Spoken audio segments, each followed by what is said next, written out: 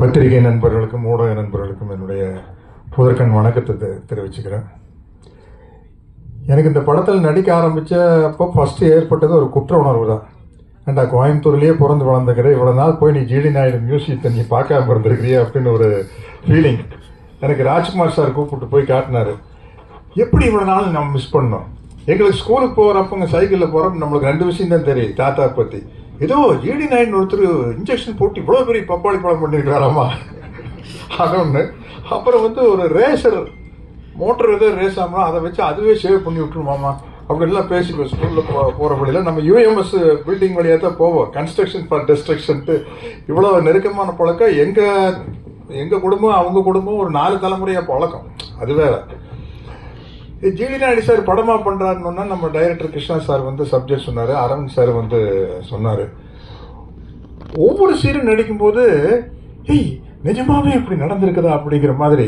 ஏன் இந்த படம் கமர்ஷியலாக பெரிய ஹிட்டானா, ஒரு சராசரி கமர்ஷியலான ஒரு சக்ஸஸ்ஃபுல் படத்தில் என்னென்ன எலிமெண்ட் இருக்குமோ அந்த எலிமெண்ட்டை விட இது அதிகமாக இருக்குது. ஒரு சேலஞ்ச் இருக்குதா, தொடத்தட்டுற விஷயம். அண்ணாமலையில் ரஜினி சார் குறிச்சு வச்சுக்காங்கிற மேட்டர் இருக்கு இல்லையா, அதெல்லாம் ரியலாகவே நடந்திருக்குது. அப்புறம் ஃபஸ்ட்டு நான் ஸ்டண்ட் ஆன விஷயம் மாதவன் சார் மிக மிக மிக அழகான நடிகர்களில் உலகத்தில் அவர் ஒருவர்னு சொல்லலாம், மிக முக்கியமானவர்னு சொல்லலாம். அவர் நாங்கள் 2 பேரும் ஒரு ஹோட்டலில் ஸ்டே பண்ணியிருந்தோம். இவர் என்ன பண்ணார், கூட மேக்கப் மேன் மற்ற டிபார்ட்மெண்ட் யாரையும் கூப்பிட்டு இவர் மட்டும் பெல் அடித்து கதவை தட்டிக்கிறாரு. திறந்தா ஜிடி நாயுடு சாரினுடைய லாஸ்ட் கெட்டப் நிற்கிறாரு. யா யா யா மேடி என்ன இது அப்படிங்கிற மாதிரி. அதை நம்ம இப்போ மேக்கப் டிபார்ட்மெண்ட்டுக்கும் அதனுடைய பாராட்டுகளை சொல்லணும். அவ்வளோ பெரிய சேஞ்சுங்க, அவ்வளவு டெடிக்கேட்டடாக. அப்புறம் அடுத்த நாள் ஷூட்டிங் போகையில் நம்மளுக்கு உள்ளுக்குள்ள ஒரு சேலஞ்சு. ஏன்னா நம்ம கோயம்புத்தூர்காரன், நம்ம கோயம்புத்தூர் ஸ்லாங் நம்மளால் என்ன பண்ணுறாருன்னு பார்த்துடலாம், மேடி எப்படி பேசுகிறாருன்னு பார்த்துடலான்னா கரெக்டாக ஏனுங்க நாங்கள் சொல்கிறவங்க அப்படி இதெல்லாம் நீ கேட்காமே நின்றுட்டு ஐயோ இது என்ன இந்த ஆள் விட்டால் நம்மளை விட கோயம்புத்தூர் ஸ்லாங் நல்லா பேசிட்டு வர போகிறது அப்படிங்கிற மாதிரி ஒரு எக்ஸ்பீரியன்ஸு. அப்புறம் லைனாக சொல்லிட்டு போகலாம். அரவிந்த் சார் இதுக்காக எடுத்துக்கிட்ட மெனக்கெட்ட விஷயம் பெரிய விஷயம். அரவிந்த் சாருடைய ஒர்க்கு. ஜிடி நாயுடு சாருடைய பெருமையை சொல்லணும்னா தமிழ்நாட்டிலேயே பெரிய பாலத்துக்கு ஜிடி நாயுடு சார் பெருதை வச்சுக்கிறாங்க கோயம்புத்தூரில். தமிழ்நாட்டிலேயே இல்லை சவுத் இந்தியாவிலையா? தமிழ்நாட்டில் உறுதி. அது நாங்கள் ஷூட்டிங் எடுத்துருக்கையில் அன்றைய முதல்வர் திரு ஸ்டாலின் சார் அவர்கள் அந்த பாலத்தை திறந்து வச்சார். எல்லாம் அவங்க ஃபேமிலியெல்லாம் கூப்பிட்டு போய் பெரிய அளவில் மரியாதை பண்ணாங்க. நீங்கள் யார் எப்போ கோயம்புத்தூர் போனாலும் அந்த மியூசியத்தை போய் பார்த்துருங்க. அப்புறம் ஒவ்வொரு படத்துலையும் அதாவது ஒரு மேல் ஆக்டருக்கு கெட்டப் போடுறது ஈஸி இல்லையாங்க மேடை. நம்ம தாடி விற்கலாம், தாடி எடுக்கலாம், எது விக்கு அப்படி. பட் ஒரு லேடி ஆர்டிஸ்ட், அது எஸ்பெஷலி ஹீரோயினாக இருந்துட்டு படத்துக்கு படம் ஒரு வேற மாதிரி கேரக்டர் பண்ணுறது ரொம்ப கஷ்டம். அது துஷாரா விஜயன் சூப்பராக பண்ணிட்டு இருக்காங்க. நான் முதலேருந்து பார்க்குறேன். இப்போ அவங்களோட இன்னொரு படம் நடிக்கிறேன். அந்த படத்துக்கு இந்த படத்துக்கு கேரக்டருக்கு சம்மந்தமே இல்லை. நீங்கள் மேடம் நீங்கள் பாருங்க, ரங்கநாயகி வேற, அது வேற. ஆமாம் ஆமாம்.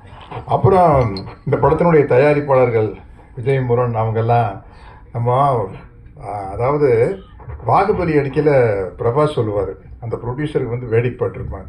பாருங்க சார் வேற யாரோ படம் எடுக்கிற மாதிரி ஜாலியாக நிற்கிறாங்க சார், எல்லா செலவு அவ்வளோ செலவாயிட்டு இருக்குது. அவர் அந்த ப்ரொடியூசர் யாரோ படம் எடுக்கிறாங்கப்பா ரொம்ப செலவு பண்ணியில்ல அப்படிங்கிற மாதிரி. அதே மாதிரி தான் இவங்க ரெண்டு பேரும் இருக்கிற சந்தோஷத்தை பார்த்தா வேற யாரோ எக்கச்சக்கமாக செலவு பண்ணி எடுத்து இவங்க ஜாலியாக வேடிக்கைப்பட்டு நல்லா மாட்டினாயா அப்படிங்கிற மாதிரி ஒரு. ஆனால் இந்த படம் உலகம் பூரா பெரிய அளவில் ஒரு சாதனை பண்ணுங்க. ஏன்னா அவருக்கு ஜிடி நாயுடு சாரை நம்ம சும்மா கோயம்புத்தூர்காரங்க, தமிழ்நாட்டுக்காரங்க, இந்தியாக்காரங்கன்னு சுருக்கவே முடியாது. அவர் எடிசன் ஆஃப் இந்தியான்னு போட்டிருக்காங்க. நம்ம எப்போவுமே வெளிநாட்டுக்காரங்களை அதிகமாக புகழ்வோம். அஃப்கோர்ஸ் சினிமாங்கிறது எடிசன் கண்டுபிடிச்சது தான். நான் சிகாகோவிலேருந்து நயாகரா ஃபால்ஸுக்கு போகிற வழியில் ஒரு லெஃப்ட் சைடில் ஒரு சின்ன கிராமம், அதுதான் எடிசன் பிறந்த கிராமம். இப்போ போர்டு வச்சுருந்தது. எனக்கு ரொம்ப விஞ்ஞானிகளை மதிக்கணுங்கிற ஒரு எண்ணம் இருக்குது. ஒன்று அந்த கிராமத்துக்குள்ளே போனால் அவருடைய கண்டுபிடிப்புகளை எல்லாம் வச்சுக்கிறாங்க, எடிசனுடைய கண்டுபிடிப்புகள்லாம். அதை பார்த்துட்டு நம்ம ஜிடி நாயுடு சார் மியூசியத்தை ராஜ்குமார் சார் கூப்பிட்டு போய் காட்டினார். இது அதை தாண்டின விஷயம். உண்மையில சொல்கிறேன், நம்ம நம்ம எல்லாரும் காலரை தூக்கி விட்டுக்கலாம், அதை தாண்டின விஷயம்.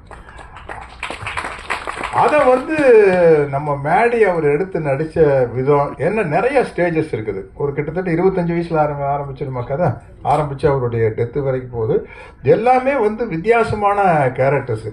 இந்த மாதிரி ஒரு பயோபிக்கை வந்து கிருஷ்ணா மாதிரி டைரக்டர்னால தான் அதை டிசைன் பண்ண முடியும். ரொம்ப ரொம்ப கஷ்டமான விஷயங்க. அதை சொல்லி அந்த குடும்பத்தில் அப்ரூவல் வாங்கி, எனக்கு இதில் வந்து ராமையா பிள்ளைன்னு ஒரு கேரக்டர். நான் கேரவானில் உட்காந்துருக்கிறேன், என்கிட்ட அஸ்வின் வந்து சொன்னார், சார் ராமையா பிள்ளை ஃபேமிலி உங்களை பார்க்க வந்துருக்குறாங்க, அவர் பேரன் வந்திருக்காருன்னு. நான் பேரன்னா நானா நினச்சிட்டு ஒரு 10 வயசு போய் ஆஃப் பேண்ட் போட்டுட்டு இருப்பார் அப்படின்னு. வெளியில் வந்து பார்த்தா அவரு கிட்டத்தட்ட என் வயசாச்சு, 65 வயசு 70 வயசு இருக்கும். அவர் வந்து சார் நான் தான் ராமையா பிள்ளையுடைய பேர அப்படின்னா, அதுதான் என்னுடைய அந்த கேரக்டர் ராமையா பிள்ளைன்னு. அப்புறம் அவர் சொல்கிறாரு, சார் ராமையா பிள்ளை வந்து உங்கள் பெரியப்பா கிட்ட கணக்கு பிள்ளையாக இருந்தார் சார், அவர் தான் சார் ஜிடி நாயுடு சார் கிட்ட சேர்த்து விட்டார் எங்கள் தாத்தாவை அப்படின்னாரு. அவ்வளோ நெருக்கமான சீன்ஸு, இன்டர்வல் பிளேஸ்மெண்ட் சீன்லாம் தெரிச்சிடும். இந்த இடத்துல வந்து என்னுடைய நண்பர் ஜெயராம் இல்லை பின்னி பெடல் எடுத்திருக்காரு. அத்தனை பேரும் வந்து எக்ஸ்ட்ரானரியாக பண்ணியிருக்கேன். அதித்தி காம்பினேஷன் எனக்கு இல்லை, அதனால் கரெக்டாக என்ன சொல்கிறதுன்னு தெரியல. இந்த படம் வந்து கமர்ஷியலாக பயோபிக்லேயே வந்து மிகப்பெரிய வெற்றி அடையும் அப்படிங்கிற நம்பிக்கை இருக்குது. இந்த படத்தில் நானும் இருக்கிறேன் அப்படிங்கிறது எனக்கு ரொம்ப மகிழ்ச்சியாகவும் ரொம்ப பெருமையாகவும் இருக்குது. இந்த படம் இவ்வளோ கிராண்டாக வந்ததுக்கு ரொம்ப முக்கியமான காரணம் ராஜ்குமார் சாருடைய, ஜிடி நாயுடு சாருடைய ஃபேமிலி சப்போர்ட் தான். ஏன்னா இப்போ நீங்கள் பார்த்த காருகள்லாம் இருக்குது, இந்த காருங்க இந்த எக்யூப்மெண்ட்டுக்கெல்லாம் நம்ம எங்கே போகிறது, ஆர்ட் டிபார்ட்மெண்ட்டில் சொல்லி செய்கிறதுனா பெரிய விஷயம். அந்த ஒரு ஆஸ்டின் ஒன்று பறந்து போங்க, நான் இருக்காரு சார் என்ன சார் ஆன்டிக் காருக்கு வந்து விலையே இல்லை, நம்ம சொல்கிறதா விலை சார். என்ன சார் ஆஸ்டினியெல்லாம் படம் கூட்டிருக்கீங்க, இது என்ன சார் சிஜியா ஏஐயா சார் அப்படின்னு. சார் ஒரிஜினலாக விட்டோம் சார் அப்படிங்கிறாரு. அதே மாதிரி ஜெர்மனில் அந்த பெரேடு நடக்குது. அந்த நான் கேட்ட அரவிந்த் சார் கிட்ட, சார் இது என்ன சார் சிஜியா ஏஐயா அப்படின்னா, இல்லை சார் புதுசாக ஒரு டெக்னிக் வந்திருக்கு, ரெண்டையும் சேர்ந்து விட்டு அதுக்கு பேர் ஹைப்ரிட் சார் அப்படின்னாரு. இப்படி பல டெக்னிக் வந்து இந்த படத்தில் புதுசாக எப்படி ஜிடி நாயுடு அவர்கள் வந்து பல புதுமையான விஷயத்தை கொண்டு வந்தாரோ, அது மாதிரி இந்த படம் வந்து பல புதுமையான விஷயங்களை கொண்டு வந்திருக்குது. இந்த படத்தை வந்து உலகமே பார்த்து வியக்க போகுது. அது காரணம் ஜிடி நாயுடு அப்படிங்கிற அவருடைய கேரக்டரும் மேடியினுடைய எக்ஸலண்ட் பெர்ஃபார்மன்ஸ் தான். அவர் லைஃப்பில் வந்து இது ஒரு மைல் ஸ்டோன்னு சொல்லலாம். ராக்கெட்ரி படம் பார்த்தேன், கொஞ்சம் சுயநலமா நம்ம ஊருக்காரர்ல ஜிடி நாயுடு கோயம்புத்தூர்காரங்க போது கொஞ்சம் எக்ஸ்ட்ராவாக 2 பிட்டு போடுறதா, அதனால வந்து இல்லை அவ்வளோ வெரைட்டியான சீன்ஸ் கிடச்சி. நீங்கள் பாருங்கள், ஒரு சினிமா கதை எழுதினாலும் கூட என்ன எழுதுவீங்க இல்லையா, அங்கே வரலையா என்னது ஆடியோ